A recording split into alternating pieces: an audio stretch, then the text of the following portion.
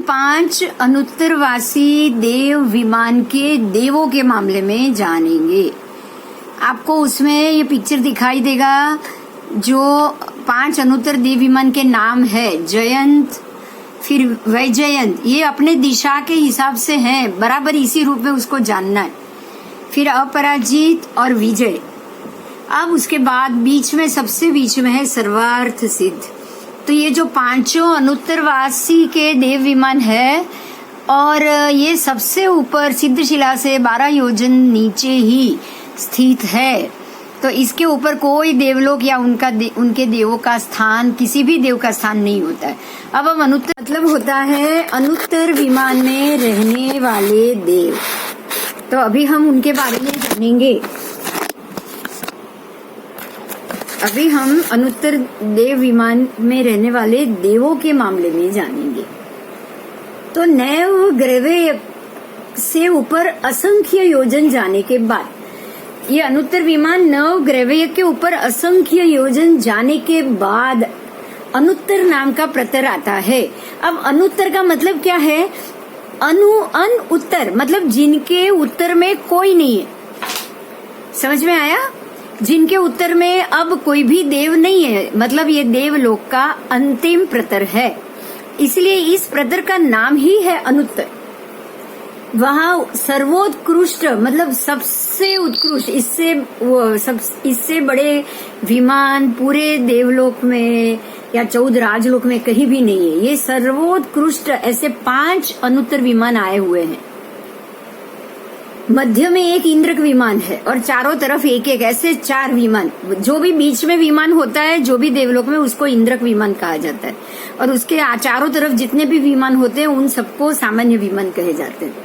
तो जो इंद्रक विमान है वो है सर्वार्थ सिद्ध, और बाकी के 4 जो विमान है वो जयंत, वैजयंत, पराजित, अपराजित, बराबर ये 4 नाम है। ये 4 नाम भी आपको बाद में जबानी याद रह जाना चाहिए।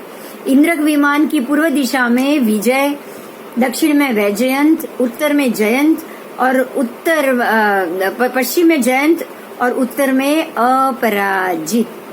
इस प्रकार से ऐसे नामों से विमान शोभित है। बराबर ऐसे ही 4 नाम आपको और मिलेंगे, सुनिएगा, याद रखिएगा। ये ऐसे ही जयंत, वैजयंत, फिर सर्वार्थ सिद्ध नहीं, लेकिन जयंत, वैजयंत, विजय और अपराजित, ये चारों नाम के जम्बू द्वीप के 4 दिशा के द्वार है। ये चारों नाम के जम्बू द्वीप के चारों दिशा के द्वार है। और यही 4 नाम से अंतिम देखिए, बहुत इजी है ये जानना कि नीचे जम्बू द्वीप की जो जगती है ना, लवण और जगती के जो मध्य में जो द्वार आते हैं, जगती के द्वार 4 दिशा के, वो भी यही 4 नाम के। और ऊपर सबसे ऊपर सर्वोत्कृष्ट सबसे ऊपर 14 राजलोक में जो विमान है ना, उनके भी चारों दिशा में यही 4 विमान है। कुछ न कुछ ये दोनों में सामंजस्य जरूर है।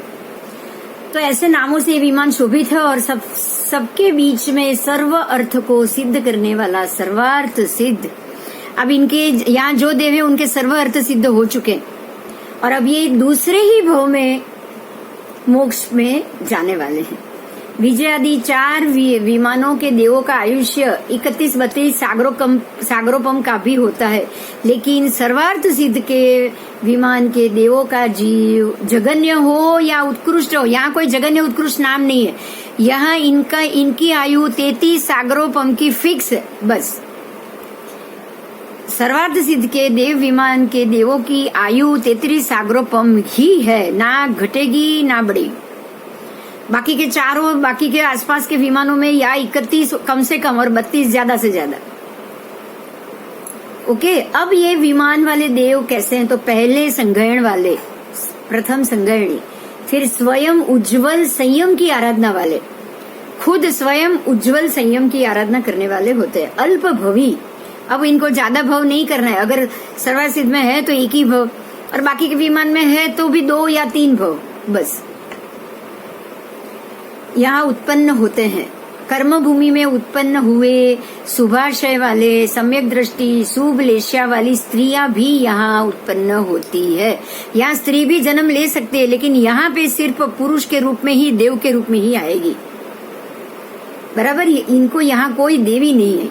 सर्वसिद्ध विमान में जो एक भव में ही मोक्ष जाने वाले हैं वही उत्पन्न हो सकते हैं, जबकि चारों विजय आदि में संख्याता भव 2, 3, 4 ऐसे भी देव उत्पन्न होते। ओके બિંદુબેન, हाँ बोलो।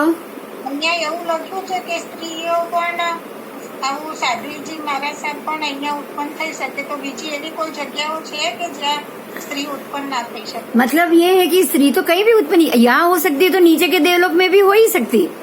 નહીં, પણ અહીંયા સ્પેશિયલી લખ્યું છે ને? नहीं, स्पेशली इसीलिए लिखा होगा कि भाई जैसे ये है ना दिगंबर और वो संप्रदाय में, वो तो स्त्री को तीर्थंकर भी नहीं मानते। वो तो स्त्री को पहले मरुदेवा माता स्त्री के रूप में मोक्ष गए वो मानते ही नहीं। उनके हिसाब से तो स्त्री को मोक्ष होता ही नहीं। ઓકે, दिगंबर संप्रदाय में स्त्री को मोक्ष नहीं होता है। दिगंबर संप्रदाय में स्त्री तीर्थंकर नहीं है, वहाँ मल्लीनाथ भगवान उनके लिए स्त्री नहीं है, और उनके हिसाब से तो मरुदेवा माता भी मोक्ष में नहीं गए। અચ્છા, हाँ, ઓ, इसीलिए ये स्पेशल लिखा होगा। तो इसका अर्थ ये हो गया कि उनके संप्रदाय में सर्वार्थ सिद्ध विमान में स्त्रियां नहीं जाती होगी। એને સ્પેશિયલ લખ્યું છે ને? हाँ, तो मतलब ये हुआ कि दिगंबर संप्रदाय ऐसा मानता होगा, બરોબર છે। इसीलिए ये लिखा है। बाकी स्त्री कहीं भी जा सकती है, स्त्री सीधे तीर्थंकर हो सकते हैं, तो फिर अब क्या बाकी रहा? બરાબર છે। स्त्री का जीव गणधर भी हो सकता है, तो स्त्री का जीव जब गणधर हो सकता है, तीर्थंकर भगवान हो सकता है, स्त्री ही रूप में तीर्थंकर परमात्मा जन्म भी ले सकते हैं, तो फिर देव बनने में तो स्त्री क्यों नहीं जा सकती? बराबर। हाँ, चलो अच्छी बात है। अब आगे जाएंगे। अब इनको सर्वार्थ सिद्ध विमान के देवों को लव सप्तमियां कहकर पहचाने जाते हैं। इसका अर्थ समझो, 7 लवायु कम, लव सप्तमियां, लव सप्तम मतलब 7 लवायु। जो देव अपने केवल ज्ञान से पहले 7 लवायु आयु कम होने के कारण केवल ज्ञानी नहीं हो पाए, उस भव में, इसको समझाइए। हाँ ठीक है, चलो चलो मैं आपके सामने आ रही हूँ। चलो देखिए, हमारे में सेकंड प्रति सेकंड होती है, बराबर। मिनट के बाद सबसे कम, मिनट से सबसे कम सेकंड होता है ना? हाँ, तो अगर आपकी आयु, आप केवली बनने जा रहे हो, सिर्फ 7 सेकंड बाकी है, ऐसा सोचो। अगर 7 सेकंड बाकी हो और आपकी आयु खत्म हो जाए तो क्या होगा? केवली की ध्यान में हो आप, 48 मिनट कंटिन्यू ध्यान चाहिए। वो 48 मिनट में के ध्यान में आपकी 7 लव मतलब 7 सेकंड, आप उतना सोचो बस। 7 सेकंड जितनी आपकी आयु कम है, आपको आयु नहीं मिली, 7 सेकंड पहले, केवली होने से 7 सेकंड पहले ही आप आयु समाप्त हो गई, तो अब केवली तो बनोगे नहीं वो भव में। हाँ के ना बोलिए मंजू जी। बिल्कुल सही। बस तो अगर 7 लव जितना आयु बाकी रह गया, तो अब सीधे वो 7वें देव, ये सर्वासिद्ध में ही उत्पन्न होंगे। ये लव से मतलब पलक का नहीं, ऐसा नहीं है। उसमें लव स्तोक ऐसे नाप था जब परमात्मा थे ना, जब वो समय था तब मिनट सेकंड नहीं था मैम। हमारी ये 1 घंटा या मिनट या घटी या पल, ऐसा कोई कैलकुलेशन नहीं था।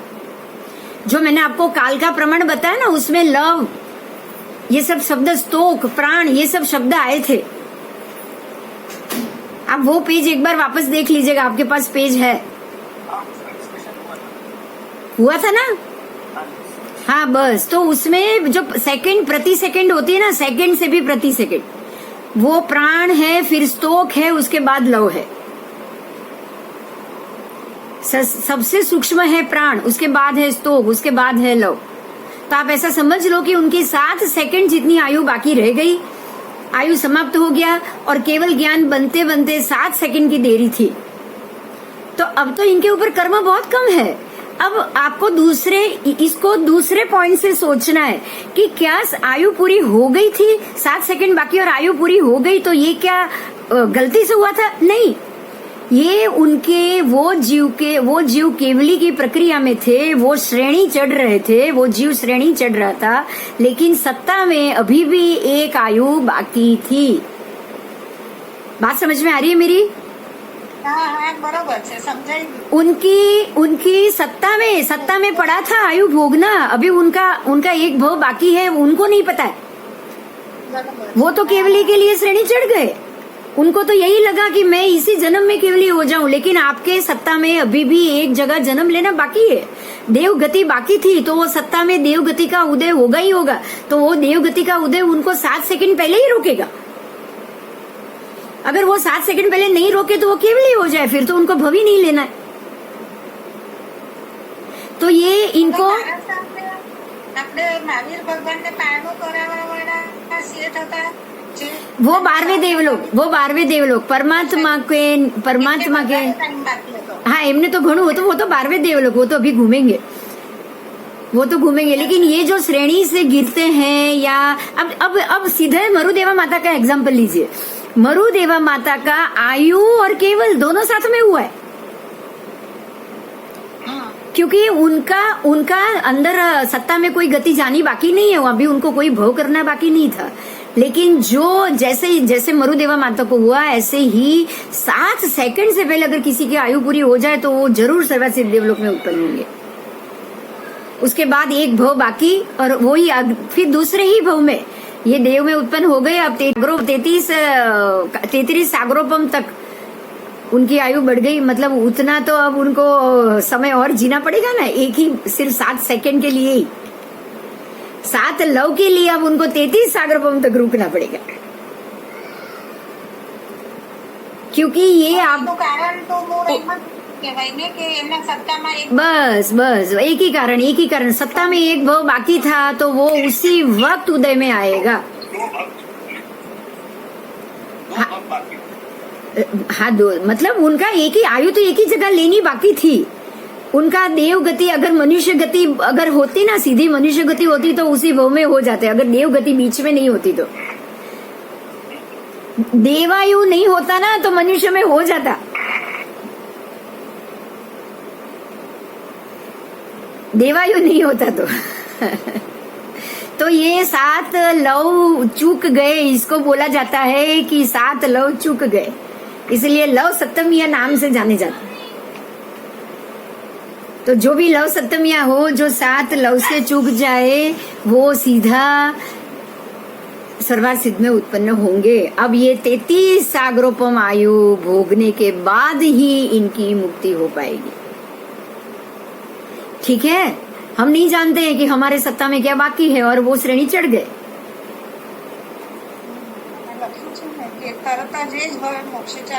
हाँ, अभी मैं बदलूं?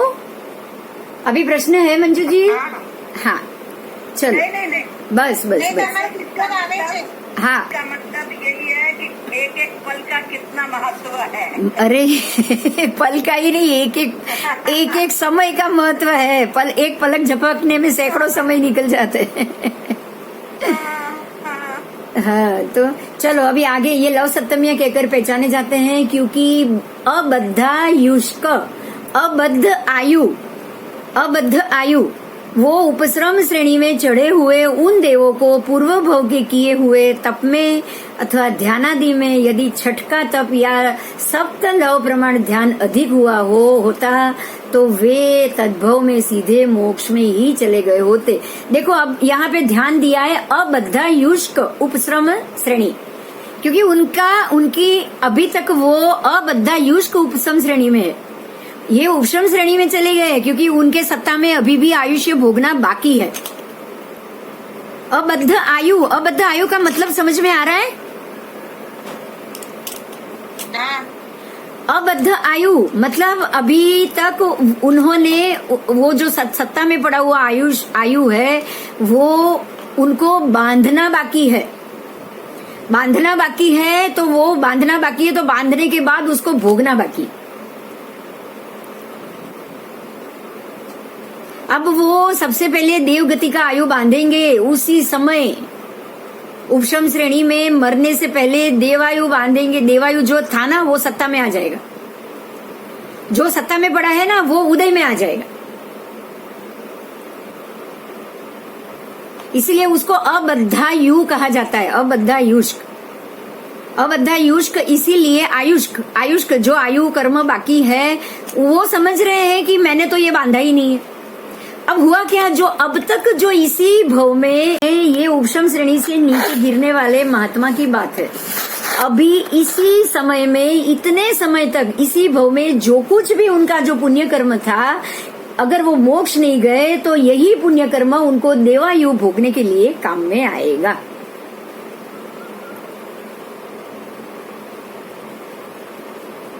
बराबर।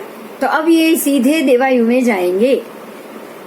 उन देवों को पूर्व भव में किए गए तप में, या तो पूर्व भव का किया गया तप, या तो उसमें 7 लवायु कम किया था, या फिर ध्यानादि में यदि छठ का तप अथवा लव सप्त लव प्रमाण ध्यान अधिक हुआ होता, अगर उन्होंने 7 प्रमाण लव ध्यान अधिक किया होता तो वो तद्भव सीधे मोक्ष चले गए होते। यही बात आई जो पहले मैंने बताया कि 7 लव आयु कम होने के कारण उनका ध्यान पूरा नहीं हुआ, इसलिए उनको केवल भी नहीं मिला।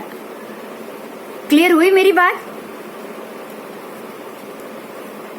अगर इस प्रकार ना होने से उपशम श्रेणी में काल धर्म हो गया और शिवनगर मोक्ष पहुंचने में विश्राम रूप, मोक्ष पहुंचने से पहले वो विश्राम हम बोलते हैं ना, मोक्ष पहुंचने से पहले हमने बीच में हॉल्ट कर लिया। आप अगर कहीं कोई हिल स्टेशन जा रहे हो, वहां पहुंचने से पहले रात हो जाए तो आपको कहीं हॉल्ट करना पड़ता है कि अभी रात को ट्रैवल नहीं करना है, कहीं भी विश्राम करो। तो वो विश्राम के रूप में अनुत्तर देवलोक में एकावतारी रूप में उत्पन्न होते हैं। थोड़ा सा कम तप और थोड़ा सा कम ध्यान ये करने के कारण वो वहां से चवित होकर उनको पुनः गर्भावास का महान दुख फिर से एक बार सहन करना होता है, क्योंकि वहां से देवगति जाएंगे और देवगति से चौकर उत्तम कुलों में जन्म लेना पड़ेगा, और वो जन्म लेकर वहां संयम स्वीकार करके अब वो उसी ही भव में मोक्ष में चले जाते हैं। तो ये देव निश्चय से सम्यक दृष्टि वाले ही होते हैं, और वहां उनके उपाद शैया या जो चंद्रवा आदि होते हैं, अब उनके चंद्रवे कुछ अलग है। हर देवों में उपाद शैया पर चंद्रवा आदि होता है, इनके उपाद शैया पर अलग प्रकार के चंद्रवे हैं। वो आप सुनो कि इनके ऊपर अनेक भांति के अलग अलग प्रकार के 32 मण वजन वाले बड़े बड़े मोती लटकते। 32 मण जिसका वजन हो, ऐसे बड़े बड़े मोती लटकते हैं जो सब पवन के योग से आपस में टकराते हैं और उनमें से मधुर ध्वनि और नाद निकलती है। ये ध्वनि उनको अनंत गुण आनंद देती है। अब आपको ये समझ में आ रहा है? आप जो विंड शीटर लगाते हो ना, वो यही है, विंड शाइन। अब वो विंड शाइन लगाते हो कि नहीं लगाते हो?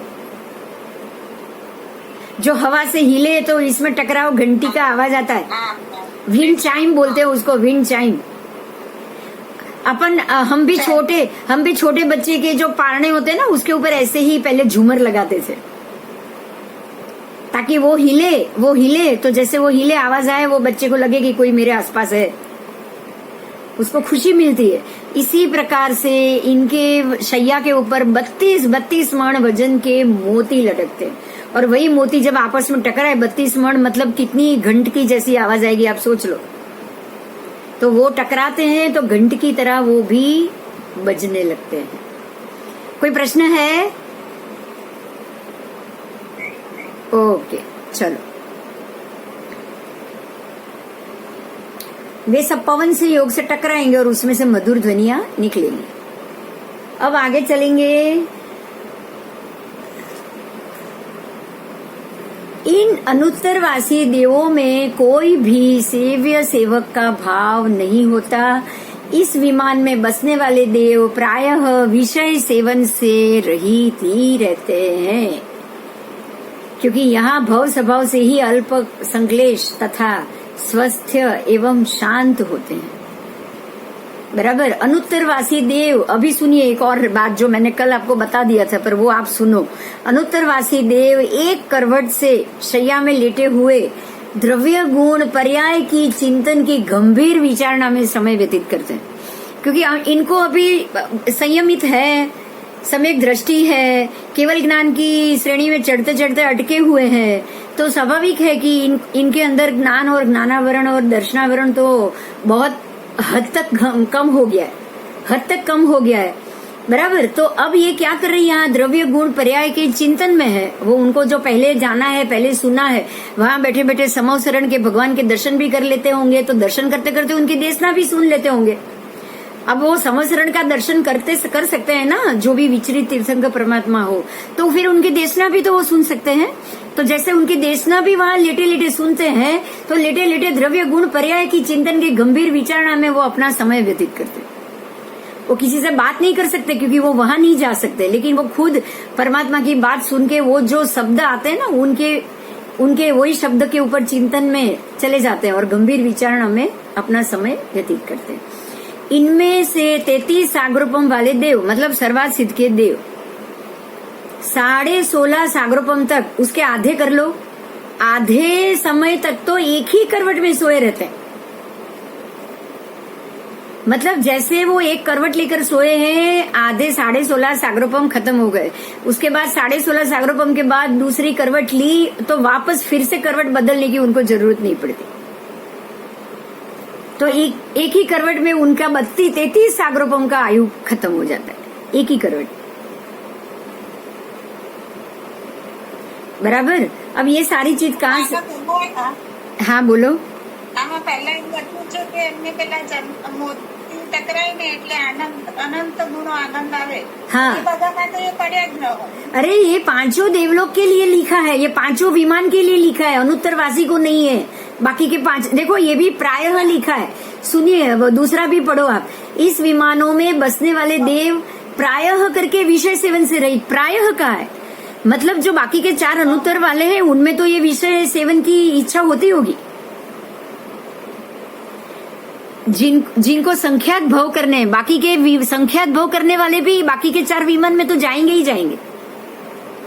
अच्छा, हाँ, अच्छा, अनुत्तरवासी ने बस अनुत्तरवासी को ही दूसरे भव में मोक्ष है। अरे नहीं, फिर से मैं बोल रही हूँ, सुनिए, फिर से सुनिए, आपका सवाल, आपका जवाब आ जाएगा। अनुत्तरवासी में जो सबसे मध्य में सर्वार्थ सिद्ध विमान है, सिर्फ वही देव दूसरे भव में मोक्ष जाएंगे। उसके अलावा जयंत, वैजयंत और अपराजित, जो बाकी के 4 कोने के जो 4 विमान है ना, जयंत, अपराजित, वो विजय, वैजयंती, ये 4 विमान वाले देवों में संख्याता भव बोला है, संख्याता। अब संख्याता तो कितना भी हो सकता है, 3, 4, 5 इतने तो हो ही सकते संख्याता में। तो वो देवों को विषय सेवन की इच्छा होती होगी, लेकिन वहां देवी तो आएगी नहीं, तो चीजों को देख के, बाकी की देवियों के, देवलों की देवी को देख के ही उनके विषय सेवन तृप्ति हो जाती।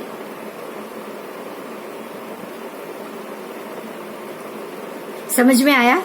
32 मन भजन, हाँ, तो उनको चाहिए, उनको तो चाहिए ही चाहिए 32 मण भजन वाले, क्योंकि उनका तो ध्यान हर कहीं ना कहीं जाएगा, दूसरी तीसरी जगह भी जाएगा ना।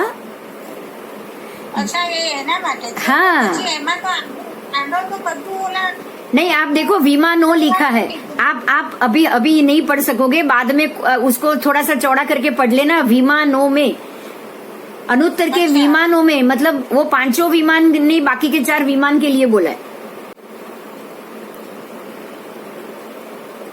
ओके, अच्छा, हाँ। और ये एक करवट वाला है, वो सिर्फ सर्वात सिद्ध के लिए। हाँ, हाँ, बस बहुत क्लियर है, कहीं भी गलती नहीं है, वर्ड टू वर्ड क्लियर जा रहा है। अच्छा, अब ये सारा कहाँ से लिया गया है, तो क्षेत्रलोक प्रकाश, प्रज्ञापना सूत्र, क्षेत्रलोक प्रकाश, जीवाभिगम सूत्र, तत्वार्थ, भाष्य, शतक नामा पंचम कर्म ग्रंथ, व्यवहार सूत्र, बराबर, ये सब इनमें से लिया गया है। अब आगे आओ, देखो मैं ये पढ़ूंगी फिर हम आकार में जाएंगे। देवों के अवधि ज्ञान का क्षेत्र और आकार। अब आपके पास एक बहुत बड़ा टॉपिक आ रहा है कि प्रत्येक अलग अलग देवों को अवधि ज्ञान कैसा होता है। प्रत्येक अलग अलग देवों को अलग अलग आकार, प्रकार और आकार में, क्षेत्र में, सब में उसके आकार प्रकार सब अलग अलग प्रकार का अवधि ज्ञान होता है। इनको अभी एक और बात जानो सबसे पहले तो कि देवों को जन्म से उनके देव भव का अवधि ज्ञान होता है।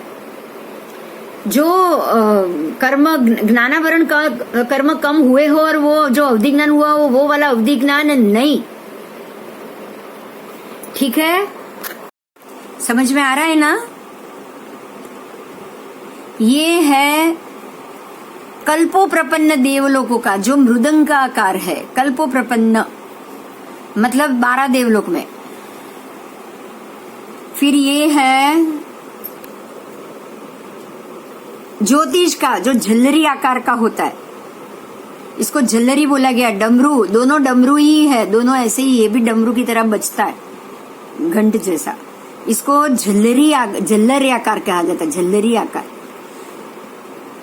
ठीक है, आपके सबके हो गए। चारों जो निकाय है ना, देवों के चारों निकाय, उनका अवधि ज्ञान हो गया।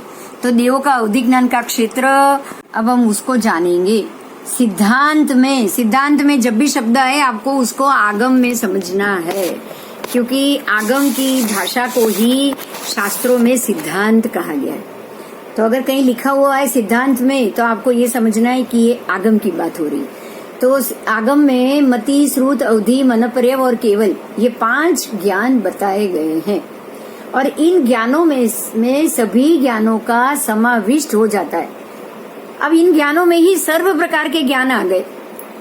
कोई भी ज्ञान ये 5 के अलावा नहीं आता। तो ये पांचों एक के बाद एक बढ़कर है, एक से बढ़कर दूसरा। मतलब ये उत्तरोत्तर बढ़िया से बढ़िया होता है, उत्तरोत्तर। इनमें से सबसे पहले 2 मति और श्रुत, वो हर एक जीव मात्र को न्यून या अधिक, किसी को कम है किसी को ज्यादा है, किसी को कम है किसी को ज्यादा है, पर वो होता ही है, हर एक जीव को होता है। पहला 2 मति और श्रुत वो हर एक जीव को होता है। और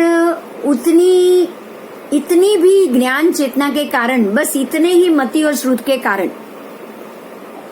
कोई भी जीव रूप से पहचाना जाता है,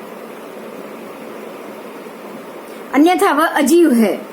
उसके अलावा अगर जिनमें ये 2 ज्ञान न्यूनाधिक भी नहीं है ना, थोड़ा सा भी नहीं है ना, उसको आप अजीव जानोगे। चलो, ये बहुत बड़ा टॉपिक है, यहाँ कुछ नहीं पता तो जान लो, सवाल कर लो प्लीज। ये चीज बहुत अच्छे से आपको समझनी है, बहुत इंपॉर्टेंट टॉपिक था ये। एक ही लाइन है लेकिन बहुत महत्व की। मैंने जो बोला कि जीव में मति और श्रुत न्यूनाधिक, किसी में अधिक है किसी में कम है। अगर ये 2 ज्ञान जिसमें जन्म से ही, मतलब ये होता ही है, अगर वो एकेंद्रिय में जाए तब भी उसको मति श्रुत है, अगर वो निगोद में है तब भी उसको मति श्रुत है, अगर वो यहाँ आए प्रत्येक वनस्पति में प्रत्येक शरीरी बने तब भी उसको मति श्रुत है, अगर वो मनुष्य बन रहा है, तिर्यंश बन रहा है, एकेंद्रियादि में, बेइंद्रियादि में से लेके पंचेंद्रिय तक वो जा रहा है तब भी उसको मति श्रुत है। अगर मति श्रुत है तो ही वो जीव है, नहीं तो वो अजीव है। ये बहुत बड़ी बात है, ये बहुत बड़ी बात है। ये समझ रहे हो आप? पहले बात समझ में आ गई। इसके साथ हमको एक और शब्द शास्त्र में मिलता है, अब आप इसको इससे जोड़ो। चैतन्य लक्षणवंत जीव, किसी भी जीव में अगर चेतना है तो ही जीव है। जानते हो ना ये बात? अगर उसमें चेतना नहीं है तो वो अजीव। तो ये चैतन्य लक्षणवंत, वो चेतना को जानकारी, आप उसमें चेतना है वो पता कैसे चलेगा? अगर उसमें मति है या श्रुत है तो ही। बस मति और श्रुत होता ही है। अब इसको एक एग्जाम्पल के रूप में मैं बताना चाहती हूँ, बहुत इंपॉर्टेंट टॉपिक है, समझो आप। किसी भी तिर्यंश को जो गर्भस्थ शिशु, गर्भस्थ जीव उत्पन्न करता है, जैसे चूहा या बिल्ली, उसको गर्भस्थ बच्चे होते हैं, होते कि नहीं होते? हाँ, होते हैं। क्या उनको सिखाया जाता है कि चूहों को, बिल्ली को या कुत्ते को या बंदर को या घोड़े को या गधे को या गाय बैल को कि भाई बच्चे कैसे उत्पन्न करना है? सिखाया जाता है? नहीं सिखाया, नहीं सिखाया। क्यों? क्योंकि वो चैतन्यवंत है, उसके अंदर मति स्रोत पहले से, वो अपनी बुद्धि से मेल फीमेल को पता लगा देगा, अपनी ही बुद्धि से।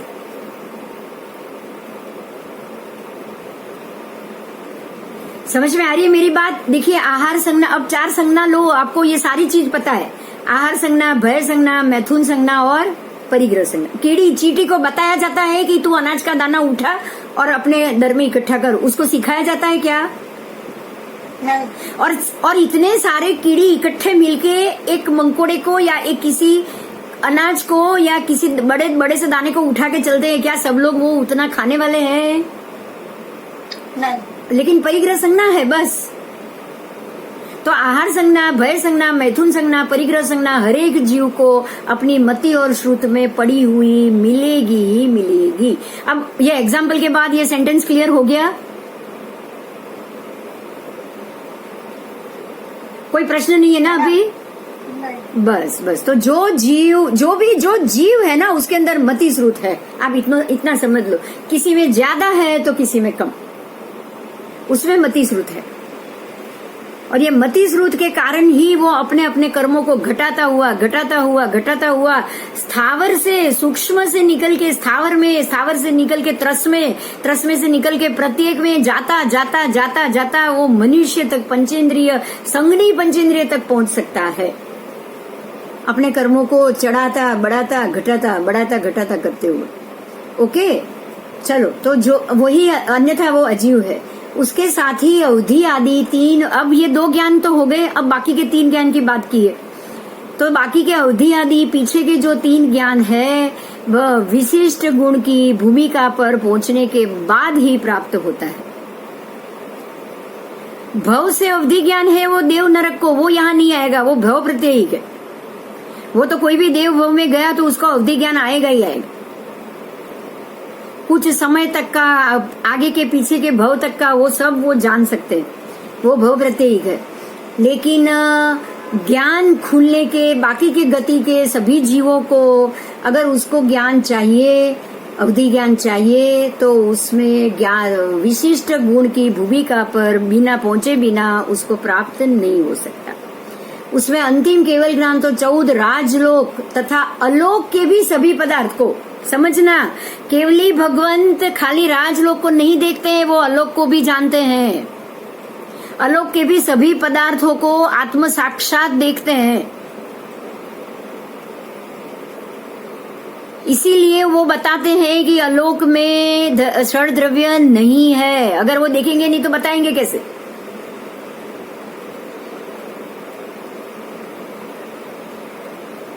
हाँ या ना? बरोबर છે। अलोक में सिर्फ आकाश है, आकाश अस्तिकाय है, इसलिए उसको अलोक आकाश कहा है। उसके अलावा बाकी कोई द्रव्य नहीं है। तो ये केवली भगवान ने देखा तभी आपको बताया ना। हाँ, बस। तो अभी आपके लिए ये बहुत क्लियर है कि केवल ज्ञान आने के बाद आप लोक, आप अलोक, कोई भी पदार्थ को, सभी पदार्थ को आत्म साक्षात देख सकते हो। बराबर। अब यहाँ पर मात्र अवधि ज्ञान का विषय है, इसलिए बाकी सारी चर्चा को भी छोड़ देंगे। क्लियर हुआ? 5 ज्ञान आज क्लियर हो गया? हाँ, चाहे एक सेंटेंस में, लेकिन उसका रूट आपको बता दिया है। बस संपूर्णता आपको मिल गई कि ज्ञान एग्जैक्टली क्या है, मति स्रोत क्या है, किस किस जीव को ये होता ही है, अवधि ज्ञान किसको हो सकता है, और केवल ज्ञान वाले जीव क्या क्या अनुभव कर सकते हैं। ओके, अब आगे चलेंगे। अब अवधि ज्ञान की बात करेंगे। अब यहाँ अवधि ज्ञान को आप पूरे रूप से जानोगे, और वो भी जो देव और नरक को अवधि ज्ञान होता है उसको। तो अवधि मतलब मर्यादा, मर्यादाशील ज्ञान जो है वो। और मर्यादा किसकी? तो रूपी और अरूपी, इन 2 प्रकार के पदार्थों में से सिर्फ रूपी पदार्थ को देखने की मर्यादा। अवधि का अर्थ है मर्यादा। तो मर्यादा किसकी? तो खाली रूपी पदार्थ। अरूपी पदार्थ को वो नहीं देख सकते, अरूपी पदार्थ को वो नहीं जान पाएंगे। ठीक है, तो रूपी पदार्थ का ही आत्मा साक्षात्कार करा के ये मर्यादित बना है। यह ज्ञान अनुगामी आदि 6 भेद, अनुगामी अननुगामी ऐसे 6 प्रकार के भेद का नाम है। वो 6 भेद से युक्त होता है अथवा असंख्य और अनंत भेदों से ये प्राप्त होता है। इसके असंख्य भेद भी, इसके अनंत भेद भी है। आगे आओ, इस अवधि ज्ञान का ज्ञानी मतलब इसका मालिक, जिसको अवधि ज्ञान हुआ है, वो अपने स्थान पर बैठकर जिस चीज को देखने की इच्छा या उपयोग करता है, वो उस चीज पर ध्यान देगा तो यह उसको दिखाई देगा ही देगा। यह ज्ञान बहुत ही रहस्यमय, भेद युक्त और क्षेत्र सीमित तथा विभिन्न रीति से उत्पन्न होने वाला है।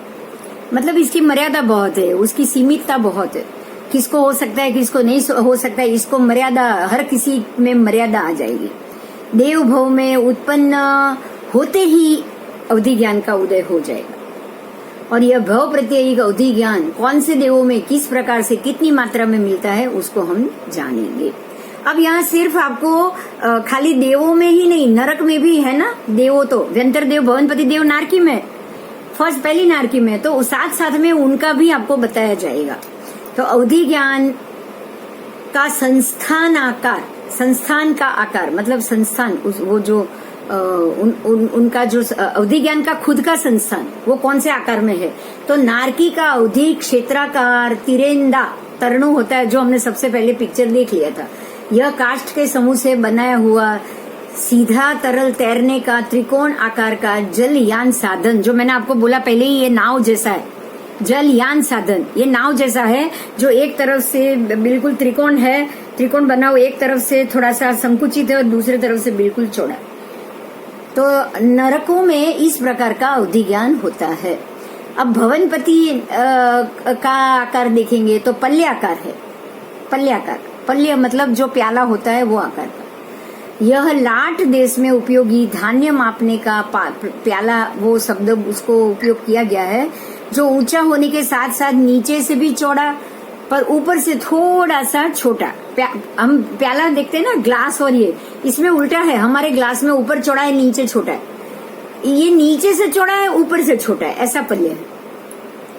अब आओ आगे, ऊपर में छोटा है, ये हो गया। अब अभ्यंतर देवों का अवधि क्षेत्र कैसा है? व्यंतर देव वो पटहाकार जो ऊपर दिया है वो हमने पढ़ लिया है, वही है। एक प्रकार का लंबा ढोल है जो ऊपर नीचे दोनों तरफ एक समान है, बराबर, और दोनों तरफ गोल चमड़ों से जड़ा हुआ देसी वाद्य, जैसे तबला बोलते हो आप, वैसा है। अब ज्योतिष का अवधि क्षेत्राकार झल्लरी आकार, झल्लरी वो भी डुगडुगी या झल्लरी जैसे बजाते हैं वैसा है, वो आकार का है। वो विस्तीर्ण वलयाकार चमड़ों से सुशोभित, बीच में से संकीर्ण, वो मध्य में से संकीर्ण है, संकुचित है, और ऊपर से भी चौड़ा, नीचे से भी चौड़ा, डमरू जैसा, जिसे ढक्का के नाम से जाना जाता है। कांस्य की पतली घंटा न समझ के मदारी का डुगडुगी समझना है। आपको मदारी का जो डमरू और डुगडुगी है ना, वैसा समझना है, वैसा है ज्योतिष का। अब कल्पो प्रपन्न देवों का आकार, कल्प प्रपन्न 12 देवलोक, उनका 12 के 12 देवलोक का अवधि क्षेत्र एक ही जैसा है, अवधि ज्ञान। अवधि क्षेत्राकार मृदंगाकार होता है, जो मृदंग बजाते हैं ढोल वैसा, वो भी एक देसी वाद्य है।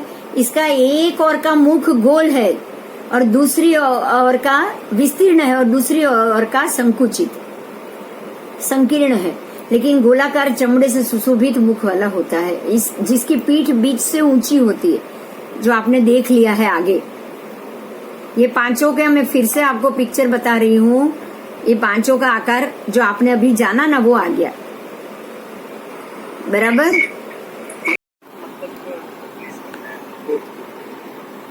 फिर से मतलब क्या? ये जो आपने बताया है, हाँ जी, क्षेत्र बताया है, क्षेत्राकार। हाँ, क्षेत्राकारी है, बराबर। नहीं, उसका अर्थ क्या है मतलब? हाँ, मैं समझाती हूँ।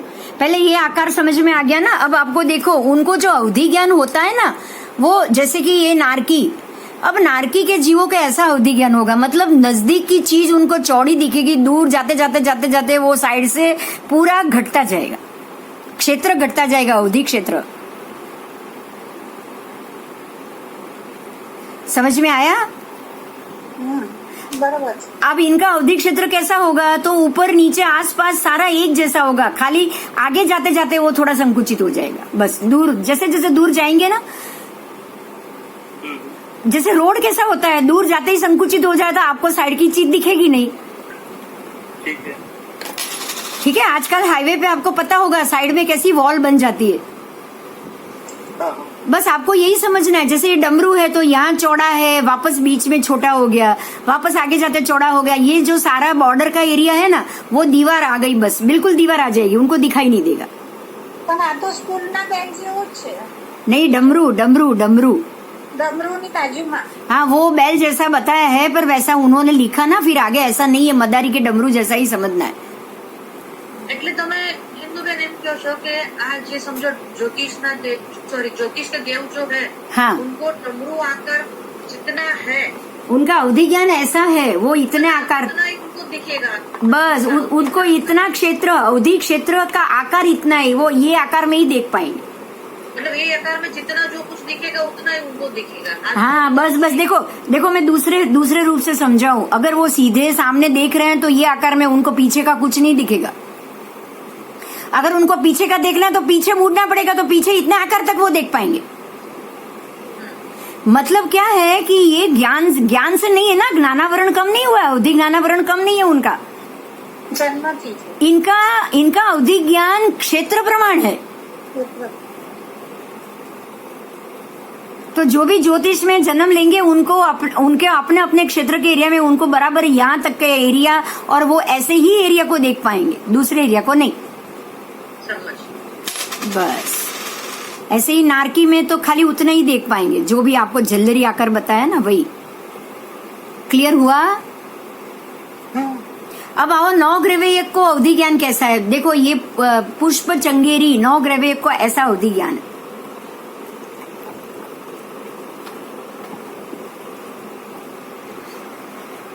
अनुत्तरवासी को उसका नाम है यवनालक, कन्या चोलक।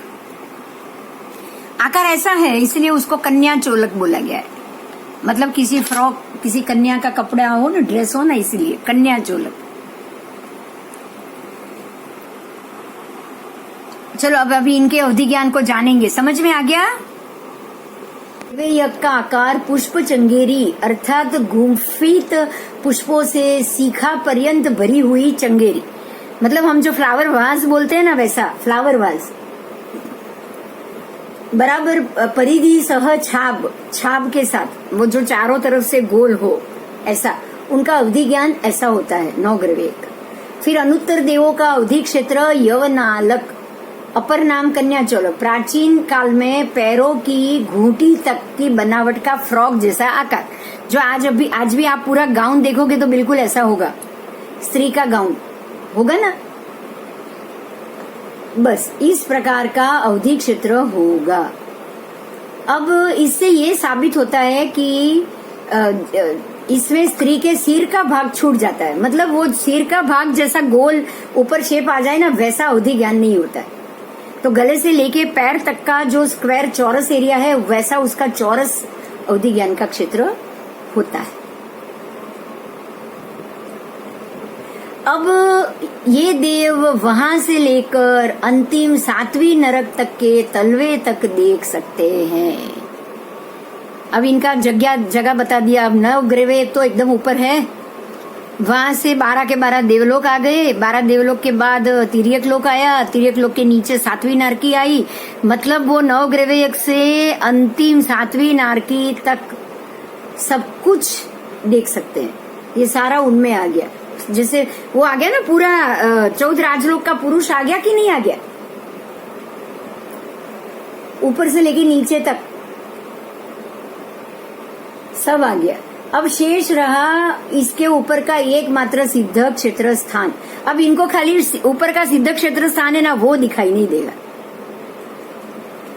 खाली इतना बाकी रहा है। इसका मतलब क्या हुआ पता है? इसका मतलब क्या हुआ पता है? कि नवग्रह के देवों को ऊपर के अनुत्तर विमान और उसके ऊपर का सिद्ध क्षेत्र दिखाई नहीं देता है। वो जानते ही नहीं कि हमारे ऊपर कुछ है, क्योंकि नवग्रह से बाहर तो वो निकलेंगे नहीं। निकल पाएंगे? नहीं निकल पाएंगे। तो यहाँ देवलोक में भी कैसी व्यवस्था है कि 12 देवलोक के देव या नवग्रह के देव सिद्ध क्षेत्र मतलब ऊपर अनुत्तर विमान तक तो जाने की किसी को परमिशन ही नहीं। 12 देवलोक के देव 12 देवलोक के ऊपर ग्रह में भी नहीं जा सकते और उसके ऊपर भी देख ही नहीं सकते, तो जाने का तो संभव ही नहीं हुआ। वो देख ही नहीं सकते। कितनी चीज नई नई जानने को मिल रही है, पता है। आगे चलो। अब संस्थान आदि कहने के बाद ये उनका अवधि संस्थान था, अवधि का क्षेत्र का संस्थान क्षेत्र। अब वो कौन सी दिशा में देवों का अवधि ज्ञान अधिक होता है। अब ये क्या बताया पता है कि देवों में भी ये दिशा में इनका अवधि ज्ञान अधिक है और ये दिशा में इनका अवधि ज्ञान कम है। अब दिशा बताई तो भवनपति तथा व्यंतर देवों में अवधि ज्ञान का क्षेत्र बहुत ऊंचा होता है, मतलब उनकी अवधि का क्षेत्र ऊपर की तरफ होता है, नीचे की तरफ कम होता है, क्योंकि वो नीचे है ना, वो पहली नारकी में है, तो वो ऊपर की तरफ ज्यादा देख सकते, बहुत ऊंचा है। इसी कारण इस अवसर पीढ़ी में चमरेंद्र का सौधर्मेंद्र तरफ जाना प्रसिद्ध हुआ था। चमरेंद्र जो नीचे भवनपति के इंद्र है, वो सौधर्मेंद्र के तक पहुंच के उनसे लड़ाई करने के लिए पहुंच गए थे।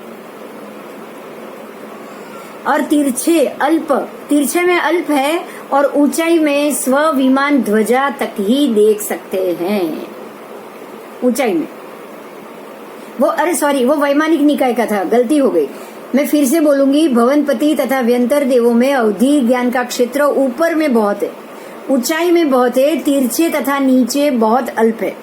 मतलब वो तिरछे साइड में और नीचे बहुत कम देख सकते हैं, पर ऊपर ज्यादा देख सकते हैं।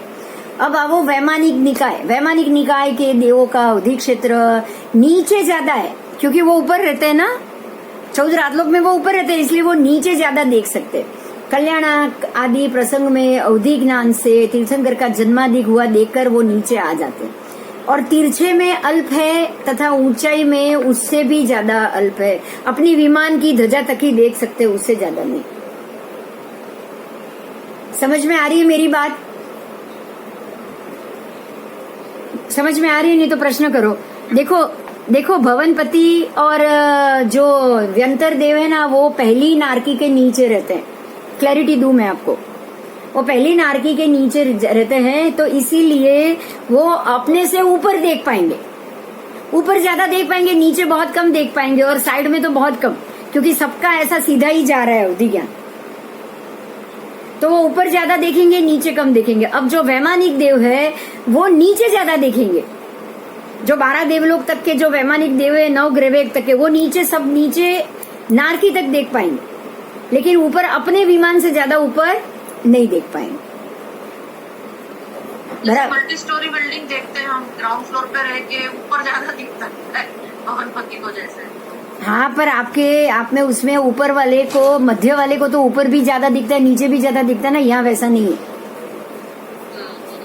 अब 12 देवलोक वाले मध्य के हो गए, लेकिन वो भी अपने देव विमान की ध्वजा से ज्यादा नीचे देख ही नहीं पाएंगे।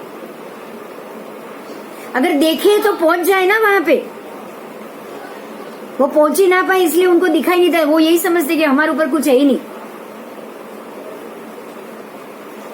अब दिखाई देगा तो जान पाएंगे, तो जाने की भी कोशिश करेंगे। इसलिए आप आज एक चीज बहुत अच्छे से समझ लो कि देवलोक के देवों को अपने अपने एरिया से अलावा नीचे में वैमानिक देवलोक 12 देवलोक नीचे ज्यादा देख सकते हैं, ऊपर नहीं।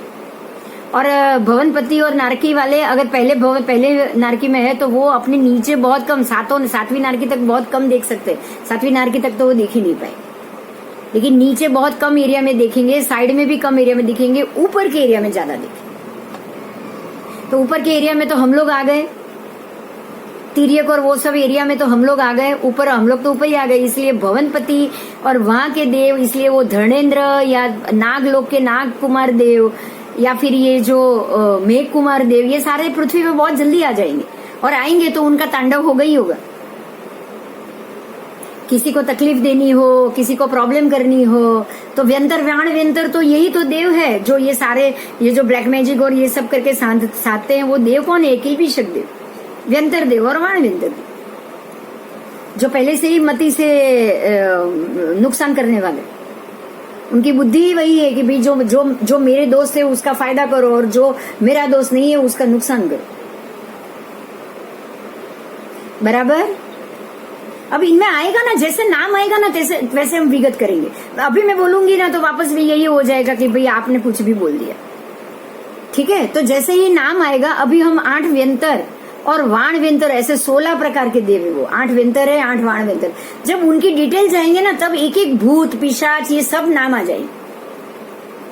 आपने एक चीज बोली ना कि जो उनके दोस्त हैं उनका वो अच्छा करते हैं और जो दोस्त हाँ, नहीं है वो हाँ, हाँ, अच्छा नहीं करते। हाँ। तो मतलब कैसे जो पिछले के भाव में जो उनके दोस्त हैं वही जैसे देखिए अभी आपने बात कर ली है तो मैं बोल देती हूँ। मान लो कि व्यंतर वाण व्यंतर में जो भूत योनि है उसमें भूत एक नाम है भूत प्रकार की, तो वो तो भूत कोई किसको दिखाई देगा और भूत किसको परेशान करेगा? भूत और पिशाच और राक्षस, ये तीनों नाम है। अब राक्षस भूत पिशाच किसको परेशान करते हैं? जिसके साथ उसको लेना देना है। बस जिसको उसको तकलीफ देनी है वो उसको उठा के लेके चला जाएगा। ठीक है, जैसे ही वो कहाँ रहते हैं और कौन से देव हैं वो आएगा तब आप जानोगे। पर अभी इतना जानो कि ये व्यंतर वाण व्यंतर भवनपति नीचे के पहली नारकी से ऊपर की तरफ देख भी जल्दी लेंगे, ज्यादा दूर तक देखेंगे, देवलोक तक देख सकते हैं। इसलिए पृथ्वी पे आना उनका बहुत इजी हो जाएगा। ये तय हो गया ना, इतना तो तय हो गया ना, इसमें कोई डाउट है? बस चलो अभी आगे चलते हैं। अभी आगे बहुत कुछ आएगा इनके बारे में पढ़ना। अब आओ आगे। नारकी तथा ज्योतिषियों का अवधि क्षेत्र तिरछा अधिक। नारकी में अब नारकी का आया है। नारकी के लोगों को और ज्योतिष को क्या होता है? नारकी और ज्योतिष को तिरछा अधिक है, साइड में अधिक है और ऊंचा नीचा अल्प होता है। ऊपर नीचे वो अल्प देखते हैं, लेकिन अपना आसपास वाले उनको सब पता है। अब पहली नारकी वाले दूसरी नारकी को देख पाएगा लेकिन तीसरे को नहीं देख पाएगा, ऐसा तो वो अल्प है। दूसरी वाला पहली को देखेगा, तीसरी को देखेगा, लेकिन नीचे उसके नीचे और नहीं जा पाएगा। लेकिन तिरछा अपने आजू बाजू वाले सभी नरक के जीव, मेरे बाजू की कुंभी में कौन है? सारे कुंभी में होते हैं। नरक में कुंभियां होती है, उसके अंदर नारकी के जीव होते हैं। तो मेरे बाजू वाली कुंभी में कौन सा नरक का जीव है, तीसरी कुंभी में कौन सा नरक का जीव, वो सब उनको पता है, वो देख सकते हैं। आगे आओ। मनुष्य और तिर्यंज का क्षेत्र अनेक प्रकार का, ऊर्ध्व अधो तिर्यक, छोटा बड़ा, विविध संस्थानाकार रूप विभिन्न रीति से होता है। मतलब मनुष्य का क्षेत्र और तिर्यंज का क्षेत्र, उसको तो ये सब लोग देख सकते हैं, ये सबकी दृष्टि वहां जाएगी। आओ अब ये जो अवधि ज्ञानी जीवगण क्षेत्र के साथ कितने कितने काल को भी जानते। ये तो अभी आपने क्षेत्र किया, अब ये काल को भी जानेंगे। काल का भी इसमें वर्णन दिया है। तो मैं बोल रही हूँ कि अंगुल के असंख्यात अगर क्षेत्र हो तो आवलिका का असंख्यात काल होता है, कितने समय तक वो देख सकते हैं। फिर अंगुल का असंख्यात भाग अगर क्षेत्र है तो आवलिका का असंख्य भाग। इस प्रकार से जितना क्षेत्र बराबर उसी नाप का काल, जितना क्षेत्र उसी, अगर 1 योजन का ही क्षेत्र है तो 2 से 9 दिन तक उनको दिखाई देता है। अगर उनका क्षेत्र 25 योजन है तो कुछ न्यून 1 पक्ष तक ही वो देख पाएंगे। फिर भरत क्षेत्र तक वो अगर पूरा भरत क्षेत्र देख पाते हैं तो 15 दिन तक देख पाएंगे। उसके बाद जम्बू द्वीप पूरा अगर देख सकते तो 1 महीना से अधिक समय देख पाएंगे। फिर 2.5 द्वीप अगर वो देख रहे हैं तो 1 साल तक वो देख सकते हैं। अगर वो रुचक द्वीप का अगर उनका अवधि ज्ञान आया है तो 2 से 9 वर्ष तक ही उसको देख पाएंगे, रुचक द्वीप तक। फिर संख्यात द्वीप तक अगर उनका अवधि ज्ञान आया है तो संख्यात वर्ष तक ही देख पाएंगे, उससे ज्यादा नहीं। लेकिन असंख्यात द्वीप आ गया तो अब ये असंख्यात वर्ष तक उनका अवधि ज्ञान रहेगा। तो जैसे क्षेत्र बढ़ेगा वैसे वैसे उनका समय भी बढ़ेगा। ठीक है। अब यहाँ पे और कुछ शब्द आ रहे हैं। अब यहाँ तक कोई प्रश्न है तो चलो मैं खोलती हूँ, कुछ प्रश्न है तो पूछो।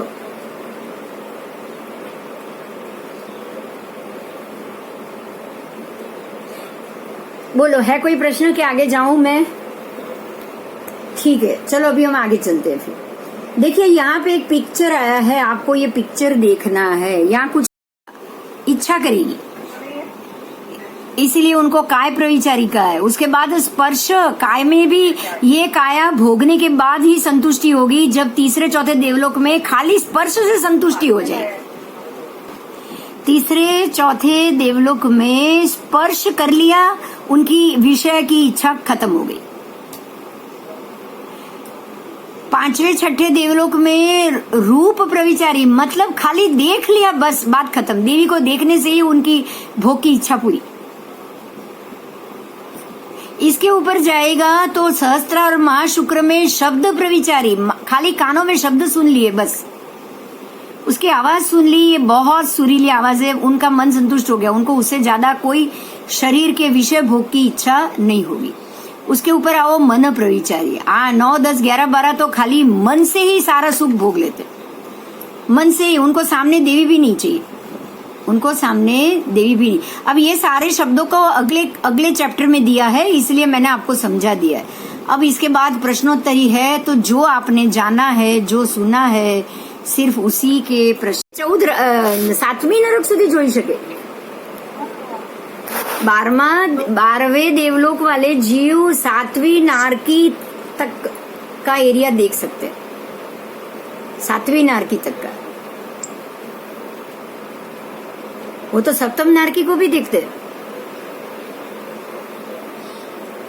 7वीं नारकी, सप्तम। हाँ, सप्तम, लास्ट नारकी। 9 ग्रेवेयक वाले भी नीचे तक देख सकते हैं। ऊपर तो खाली उनके विमान की ध्वजा, बस ऊपर ही लिमिट है। सब में लिमिट कहाँ है? ऊपर। તો આ સીતાનો જીવ જે ગયો હતો ને લક્ષ્મણ પાસે, हाँ, अरे रावण પાસે। રાવણ પાસે। हाँ, અચ્છા, તો એ ત્યાં જઈ શકે એમ છે? હા, જઈ શકે। એ ચોથી નારકી સુધી ગયો, કારણ કે એ લોકો તો નીચે સુધી જોવાના છે ને। 7મી નારકી સુધી તો 12 દેવલોક વાળા બી જોવાના છે। એ લોકોને ઉપર લિમિટ થઈ જાય।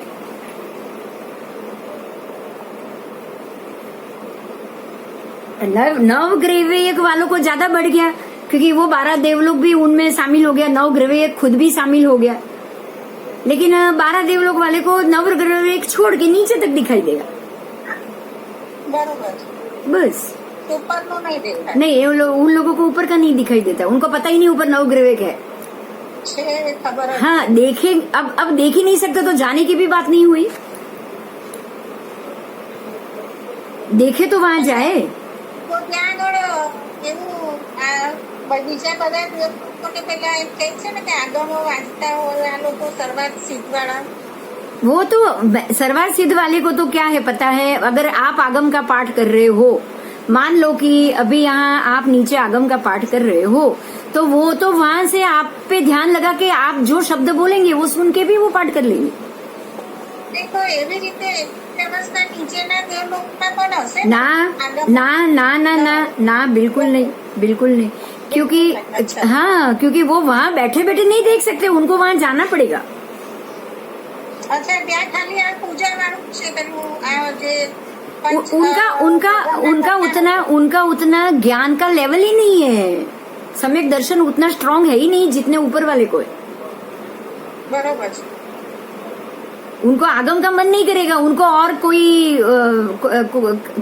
यहाँ पे कोई नारी प्रेरक और ऐसे ही आएंगे। वो 64 इंद्रिय है जो खुद मन करेंगे, या 9 लोकांतिक देव है जो खुद मन करेंगे कि भी मुझे परमात्मा से देखने के लिए या मिलने के लिए जाना है।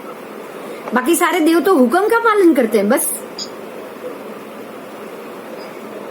अब आप ये सोचो, जिनको शब्द से भोग चाहिए, जिनको इनसे भोग चाहिए, तो जहाँ पे भी अच्छा शब्द सुनाई दिया वो वहां चले जाएंगे। બરોબર છે। હા, चलो अभी लेसन नंबर 5 शुरू हो रहा है, चालू करूं? બરોબર। चारों निकाय के देव, हाँ कुछ तो हो जाएगा, एक चैप्टर एक पेज तो हो ही जाएगा। चारों निकाय के देव 3 विभागों में विभक्त है। आपको ये મને આવતું નથી। अच्छा नहीं आया? नहीं, क्यों? एक मिनट, फिर से करूंगी। चलो, नहीं आया तो गड़बड़ है। कभी कभी है ना, ये खिसक जाता है। देखो, अब आया, अब ना आया तो बोलो। આવ્યું।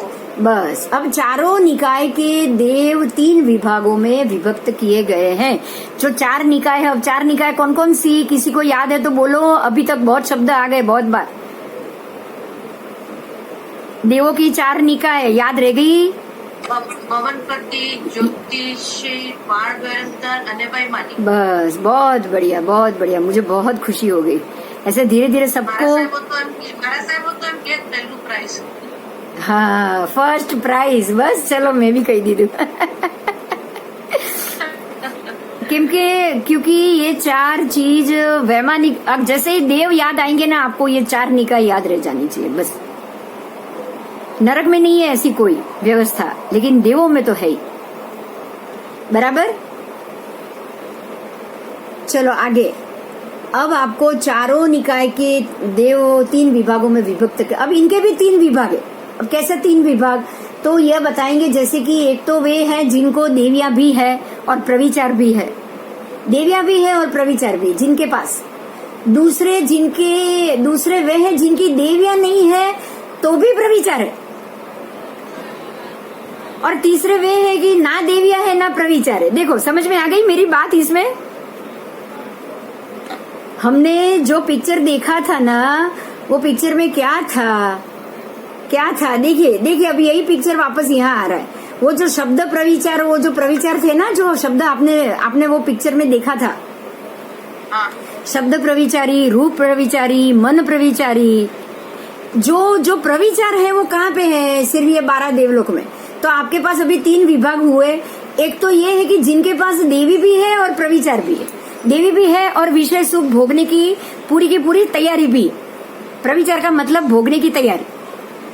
तो देवियां भी है और प्रविचार भी है। ऐसे हो गए 12 देवलोक। उसके ऊपर क्या है कि देवियां नहीं है लेकिन प्रविचार। वहां पे देवी नहीं है। 12 देवलोक में ही ऐसा विभाग आएगा कि जहाँ देवियां नहीं है लेकिन प्रविचार है। और तीसरा ये है, ना देवी है ना प्रविचार। तो ना देवी ना प्रविचार कहाँ पे है? 9 ग्रव्य में और 5 अनुत्तर में। ये सारे अप्रविचारी है। लिखा हुआ पिक्चर दिख रहा है आपको? 9 वैमानिक में ना देवी है ना प्रविचार। उसके ऊपर आओ, ये 5 अनुत्तर में ना देवी है ना प्रविचार। तो देवी और प्रविचार, देवी भी है और प्रविचार भी है। देवी नहीं है और प्रविचार है। ये सारा आपको बाकी के 12 देवलोक में ही मिलेगा। चलो अब इसको पढ़ते हैं कि कहाँ कहाँ मिलेगा और क्या क्या मिलेगा।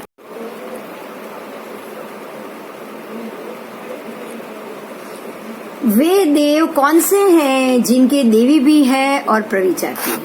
तो चलिए अब हम ये बताते हैं कि काय प्रविचार, काय का मतलब है शरीर और प्रविचार का मतलब है विषय सेवन। काया को भोगने की इच्छा, बस। प्रविचार का मतलब है विषय सेवन का मतलब है भोगने की इच्छा। तो काय प्रविचार का मतलब काय भोगने की इच्छा। समझ में आ रही है मेरी बात? काय का मतलब काया भोगने की इच्छा। तो जिसको मैथुन या विषय सेवन कहा जाएगा, शरीर के द्वारा स्त्री संभोग मैथुन विषय सेवन किया जाता है, इसलिए उसको काय प्रविचार कहा जाता है। तो वो किन में है? तो अभी शब्द बोल रही हूँ, ध्यान देना आप। भवनपति, व्यंतर, ज्योतिष, पहले स्वधर्म और दूसरे ईशान देवलोक के वैमानिक देवों को ये विषय सुख और काय प्रविचार भोगने की इच्छा पहले दूसरे देवलोक तथा व्यंतर, भवनपति, ज्योतिष सबको होता है। सारे ज्योतिष देव आ गए देवलोक में, तीसरे से लेके ऊपर को नहीं होता। क्लियर हो गया?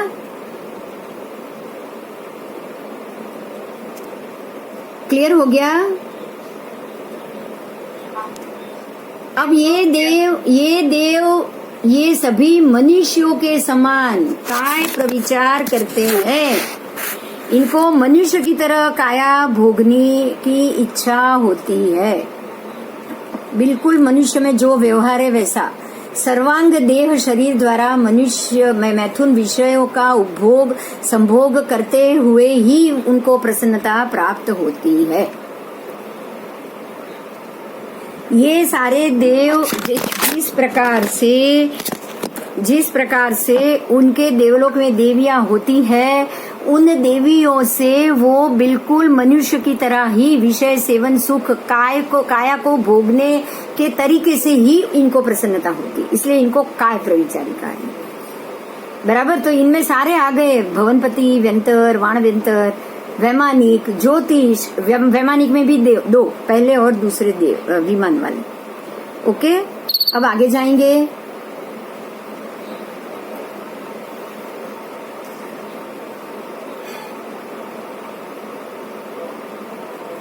वैसे तीसरे देवलोक से लेके 12वें देवलोक का, अब तीसरे से लेकर 12वें का नाम दिया है।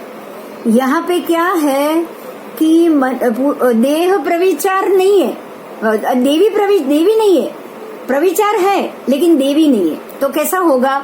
तो सर्वांग देह शरीर द्वारा काम सुख भोगने वाले नहीं है।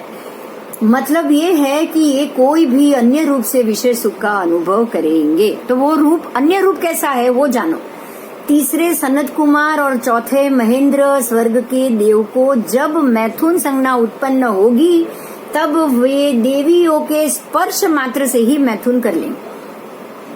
मतलब अगर उनकी जो देवियां हैं वो आके उनको स्पर्श करेगी तो उनका मन भर जाएगा, उनका मन सुख से भर जाएगा। बस, उनको इससे ज्यादा संभोग नहीं है, इससे ज्यादा मैथुन या संभोग उनमें नहीं होता। तीसरे से लेके 12वें सब, अब तीसरे से 12वें में अलग अलग विभाग है। सॉरी, तीसरे और चौथे में ऐसी संज्ञा है। अब आओ 5वें में आओ।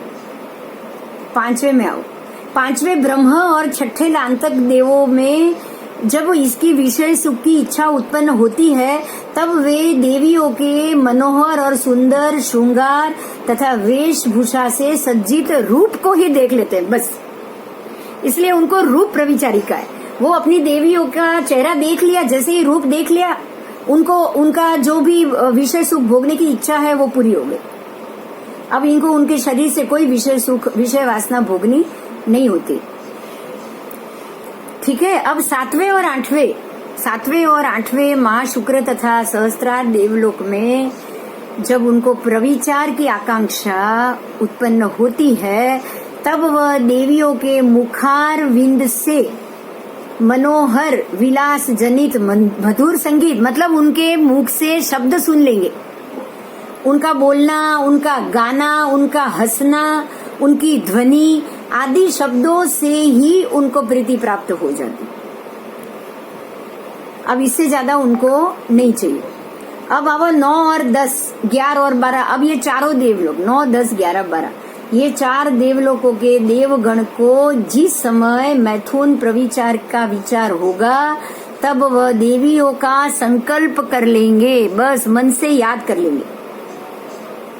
वहां से बैठे बैठे वो देवी को याद करके मन में विचार करके ही परम प्रीति, मतलब उनका विषय सेवन की इच्छा प्रतिपूर्ण हो जाती।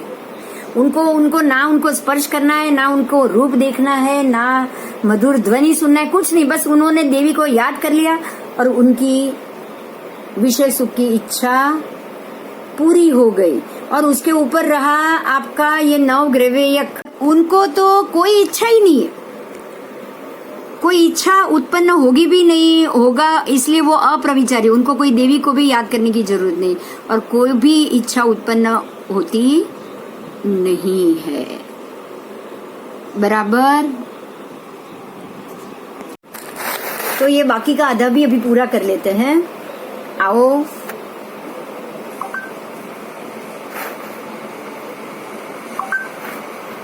ये चारों निकाय के देव जो 3 विभाग में विभक्त है, अब उनकी बात की है कि यहाँ इतना ध्यान रखना आवश्यक है कि देवियों की उत्पत्ति का स्थान सिर्फ पहला और दूसरा देवलोक ही है, उसके बाद देवी है ही नहीं, उसके बाद देवी है ही नहीं। तो अब ऊपर वाले देव जब शब्द सुनने की कोशिश करेंगे या स्पर्श की कोशिश करेंगे तो वो नीचे वाले देवलोक की देवियों का जाकर हाथ पकड़ लेंगे। समझ में आई बात? अभी देवियां सिर्फ पहले और दूसरे देवलोक तक ही है, ये बहुत बड़ी बात है, इसको याद रखो।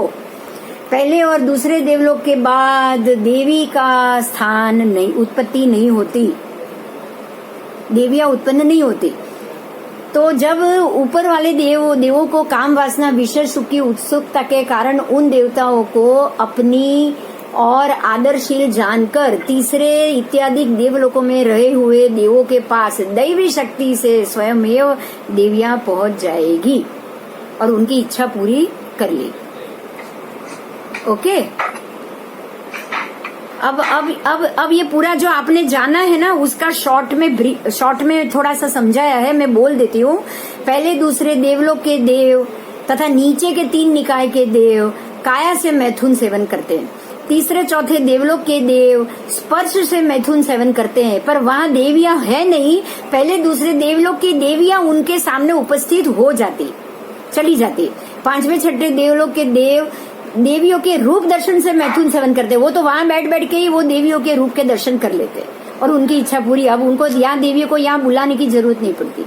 7वें 8वें देवलोक के देव देवी के शब्द श्रवण से, मतलब अगर कोई वहां देवी बैठी बैठी गा रही है, उनकी इच्छा से वहां देवी गाना शुरू कर लेगी, या फिर देवी को बुला के वो गाना गवा देंगे और उनकी इच्छा पूरी हो जाएगी। 9वें 10वें 11वें 12वें चारों देवलोक के देवगण मात्र मन से किसी देवी की इच्छा कर ली, किसी देवी के शरीर की इच्छा ही खाली सोच लिया और उनका मैथुन सेवन हो गया। तो इस तरह से मैथुन संज्ञा के उदय से देवों में भी काम वासना और विषय वासना होती है और नीचे से नीचे देवों में विशेष मैथुन संज्ञा होती है और उसको शांत करने के लिए अधिक यत्न तथा सामग्री की भी आवश्यकता रहती है। किंतु ऊपर के देवों में विषय वासना अल्प होने के कारण उसकी शांति अल्प प्रयत्नों से ही हो जाती है। उनकी विशेष सेवन की शांति करनी पड़ती है उनको, वो भी अल्प प्रयत्नों से। अब ये हुआ कल्पो प्रपन्न 12वें देवलोक के पश्चात कल्पातीत। अब आ रहा है कल्पातीत देवलोक। तो उसमें जो 9 ग्रवेक और 5 अनुत्तरवासी देव है, ये देवगण प्रविचार से रहित माने गए, इनमें काम वासना नहीं होती, इसलिए ये उपरोक्त देवियों के स्पर्शादिक की भी अपेक्षा नहीं रखते। वे अन्य देवों से अधिक संतुष्ट और सुखी होते हैं। पहले तथा दूसरे देवलोक की अपेक्षा 12वें देवलोक के देव मंद विषय वासना वाले होते हैं, अर्थात ऊपर के देवलोक के देवों के नीचे देवलोकों की अपेक्षा से काम वासना अति मंद होती जाती है। और काम वासना मंद हो गई तो संक्लेश भी कम होने लग जाएगा। ठीक है, तो कामभोग के साधन भी कम हो जाएंगे। अब देवी की तो जरूरत ही नहीं है। जैसे जैसे ऊपर जाएंगे पहले दूसरे के ऊपर, वहां उनको देवियों की जरूरत भी नहीं पड़ेगी। ठीक है, अब तो 5 प्रकार के प्रविचार से उत्पन्न होने वाली प्रीति विषय से भी इनकी प्रीति के प्रकर्ष का महत्व अपरिमित हो जाता है। इसलिए ये परम सुख के द्वारा ही सर्वदा तृप्त रहा करते हैं, जन्म से लेकर मृत्यु मरण तक निरंतर सुखी रहा करते हैं। ये सारी वैमानिक की बात की है। अब सच्चा सुख कहाँ है? देखो, एक बात समझाई है, खाली 3 लाइन की है, वो मैं एक बार बोल दूं कि सच्चा सुख कहाँ है। जब तक कस्तूरी या मृग कस्तूरी की खोज बाहर ही करता रहेगा, तब तक उसे कस्तूरी नहीं मिलेगी। लेकिन जब वो बाहर से हटकर स्वयं की नाभि में खोज करेगा तो उसे कस्तूरी सहजता से मिल जाएगी। तो उसके बाद उसकी जो खोज की प्रक्रिया है ना, वो भी बंद हो जाएगी, क्योंकि वह वहीं पे ही रहती है। ऐसे ही व्यक्ति, अब यही उदाहरण से हमारे व्यक्ति के ऊपर सब ला दिया है। समझो उसको कि व्यक्ति जब सच्चे सुख की खोज बाहर करता रहेगा ना, बाहरी चीजों में करता रहेगा ना, तब तक उसे सुख नहीं मिलेगा। लेकिन जब वो बाहर से हटकर स्वयं की आत्मा के अंदर वो आत्मा में जो गुण है वो गुण के अंदर उसकी खोज करने लगेगा ना, तब उसको सच्चा सुख सरलता से मिल जाएगा। क्योंकि सच्चा सुख तो आत्मा पर ही है, आत्मा के बाहर आपको बिल्कुल भी सुख नहीं। बोलो, दो सेंटेंस में कितनी बढ़िया बात बता दी। जो सिद्ध भगवंत, जिन्होंने जो जीवों ने अपने आत्मा के अंदर अंतर्भूत होके सुख को ढूंढ लिया ना, वो केवली बन गए और सिद्धात्मा बन के सिद्ध क्षेत्र में चले। और बाकी के जीव जो सुख को बाहर ढूंढ रहे ना, बाहर के परिबलों में, जैसे कि चीजों में, जैसे कि पैसों में सुख, दूसरी व्यक्ति के शरीर के सुख के भोगने में सुख, या फिर खाने पीने में सुख, जब तक हमारा मन बाहर की क्रियाओं में सुख ढूंढने में लगेगा ना, तब तक हमको सुख प्राप्ति नहीं हो पाएगा। वो किसी चीज में सुख नहीं। बहुत अच्छी चीज बता दी है गुरु भगवंतों ने। अब कोई प्रश्न है तो पूछो, अभी ये टॉपिक यहाँ पे खत्म। कोई प्रश्न है तो पूछो। ये कस्तूरी मृग का उदाहरण बहुत अच्छा है। मृग जब तक कस्तूरी की सुगंध उसको आएगी, वो बाहर ही ढूंढता रहता है, बाहर ही, उसको पता ही नहीं उसकी नाभि में से सुगंध आ रही। अगर एक बार उसको पता चल जाए कि नाभि से सुगंध आ रही है तो उसका भटकना बंद हो जाएगा। पर उसको मालूम तो पड़ता ही नहीं, उसको बताएगा कौन कि तेरी नाभि से सुगंध आ रही है। बिल्कुल इसी तरह हम लोग सुख के इच्छा में ही भटक रहे हैं, सुख की इच्छा में ही भटक रहे हैं। हमको वो पैसों में सुख दिख रहा है, गाड़ी में सुख दिख रहा है, कपड़ों में सुख दिख रहा है, बंगले में सुख दिख रहा है, खाने में सुख दिख रहा है, व्यक्ति में सुख दिख रहा है। अब बच्चे हो गए तो बहुत अच्छा, शादी हो गई, पहले तो शादी, घर हो गया तो बहुत अच्छा, फिर शादी हो गई तो बहुत अच्छा, फिर बच्चे हो गए तो बहुत अच्छा। लेकिन बहुत अच्छा खत्म कहाँ हो रहा है? क्योंकि हमने सुख बाहर ढूंढा है। ठीक है, ठीक है। अब आत्मा को जानना है, आत्मा के 8 गुणों को जानना है, उसको उगाड़ कराना है, और उगाड़ करने के बाद उसी के अंदर ही रहना है। उसको जान लो, फिर उसी के अंदर रहो बस। आत्मा को खुला करने का सोचो, उसके ऊपर से कर्म को, आवरण को हटाने का सोचो। कर्म के आवरण उसके ऊपर के हट गए ना, तो उससे बढ़िया सुख है ही नहीं कहीं। फिर सीधे सिद्धात्मा बनके अपने ही सुख में आप मगन रहोगे। तो उसके लिए ये प्रोसीजर में जाना पड़ेगा। संसार को जानो, संसार की अवस्थाओं को जानो, त्रिगुणात्मक द्रव्यात्मक लोक को जानो, और वो जानने के बाद आत्मा के ऊपर लगे हुए जो पुद्गल, जो वर्गणा, जो कार्मिक वर्गणा है, उसको हटाओ, बस हटाओ। उसको हटाओगे ना तो ज्ञान तो अपने आप खुल जाएगा। ज्ञान तो अंदर ही पड़ा है, वो अपने आप खुल जाएगा। आपको सिर्फ कर्म की वर्गणा ही हटाना है और कुछ नहीं करना। ज्ञान लेने नहीं जाना है, वो तो आपके अंदर भरा हुआ है। कर्म हटेगे तो ही ज्ञान खुलेगा। कर्म हटना, ज्ञानावरणीय कर्म हटाना, वो हटेगा तो ही ज्ञान खुलेगा। बहुत बड़ी बात है, 3 लाइन है पर बहुत बड़ी बात। ठीक है, कोई प्रश्न है तो बोलो।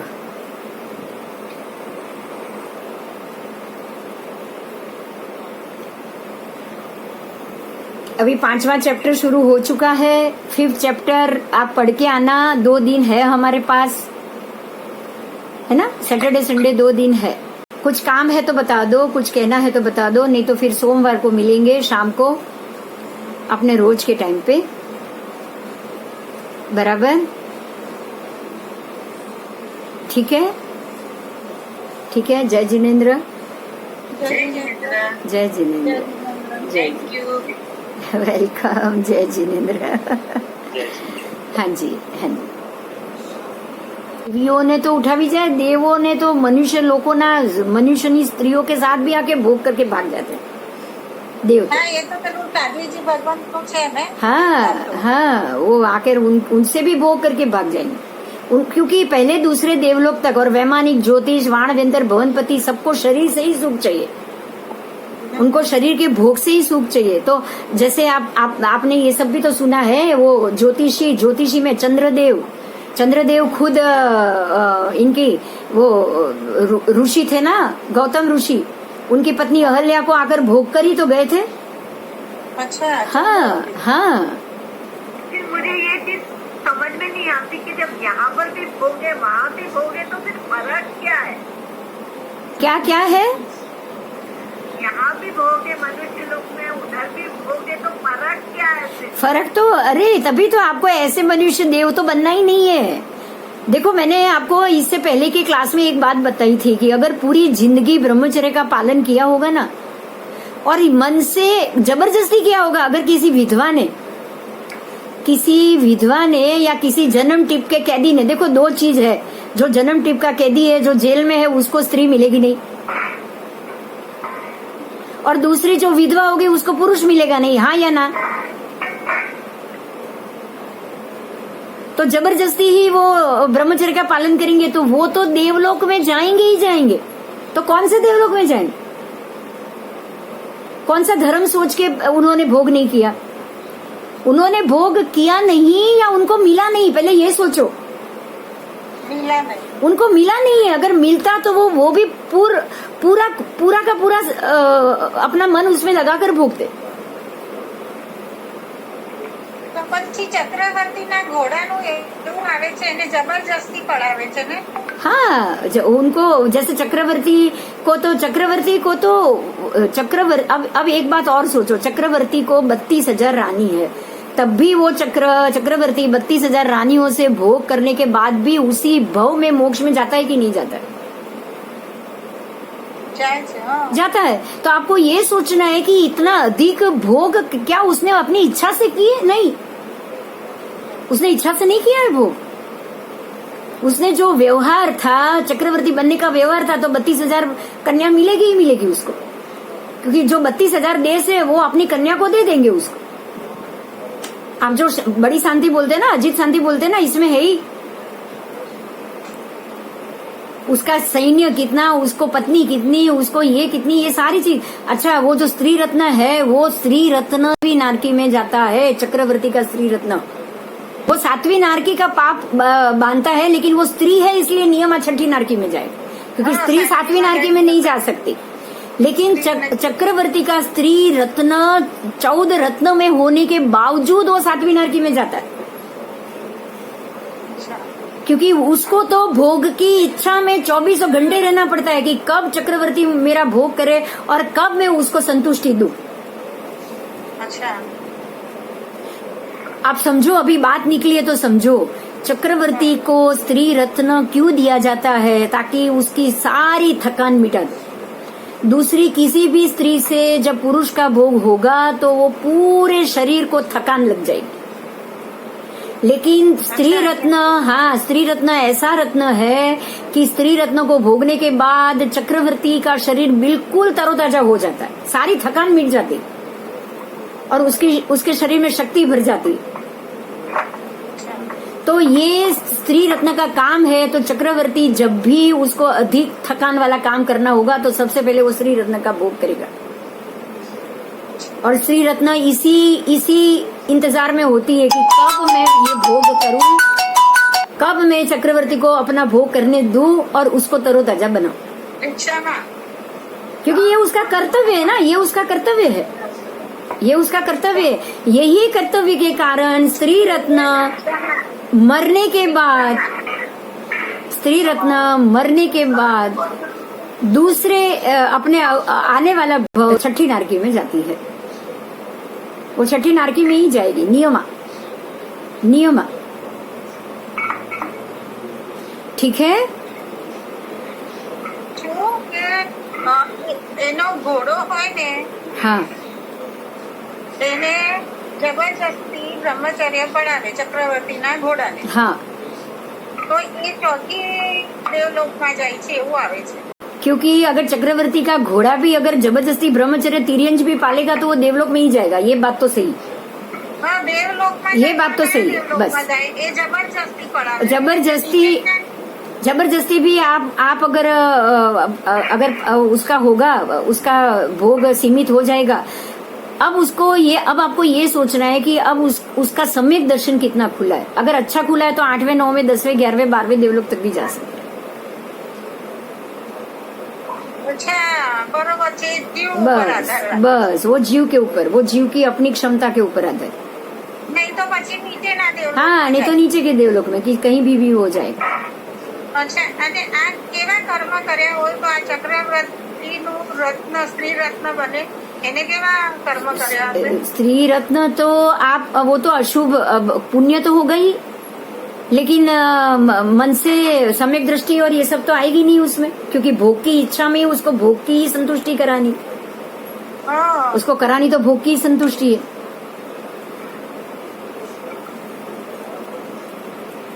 बराबर. 24 घंटे भोग की इच्छा में रहे, इसलिए वो 6ठी नरकी में जाएगा. હા એવું જ હશે ને हाँ, बस बस चक्रवर्ती. अब उसको अब सरप्राइज क्या है पता है, आश्चर्य की बात क्या है पता है, वो स्त्री रत्न को भोगने के बाद चक्रवर्ती मोक्ष चले जाएंगे. ये कहाँ की उल्टी बात है। उल्टी बात नहीं है. वो स्त्री रत्न उनको मिलता है, उनको चाहिए नहीं चक्रवर्ती को. भरत राजा चक्रवर्ती थे, बराबर, चक्रवर्ती थे, तो वो तो पहले से ही निष्प्रुह ही थे. उनको उन्होंने नहीं मांगा, वो तो चक्रवर्ती नाम कर्म बांधा, इसलिए वो अत्रि सृष्टि सलाह का पुरुष करते क्या है, नाम कर्म ही तो बांधते हैं. चक्रवर्ती पणा भी तो बांधते हैं ना, पुण्य बंद है ना, वो भी नाम कर्म का बंद है ना, जैसे तीर्थंकर नाम कर्म बंद. ચક્રવર્તીને સૂર્યના ચંદ્રના વિમાન દેરાસરોના દર્શન થાય चक्रवर्ती, हाँ, वो सूर्य चंद्र के विमान, इतने 132 सूर्य चंद्र देखेंगे तो विमानों के दर्शन हुए, तभी तो हो सकता है देवों का दर्शन भी होता होगा. બરોબર છે बराबर. ચલો બહુ મજા આવી ठीक है. ओके, जय जिनेन्द्र. चलो, जय जिनेन्द्र.